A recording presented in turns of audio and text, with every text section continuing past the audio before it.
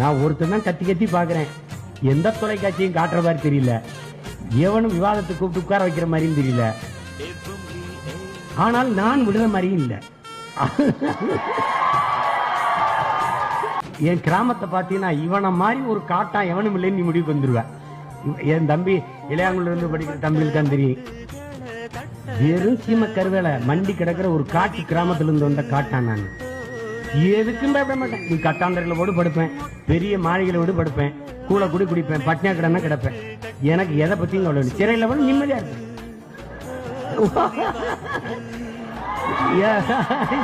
எதுக்கும் ஒரு பிரச்சனை இல்லை. என்னை பாரு, ஏன் என்னை கைது செய்து போடுறது இல்ல?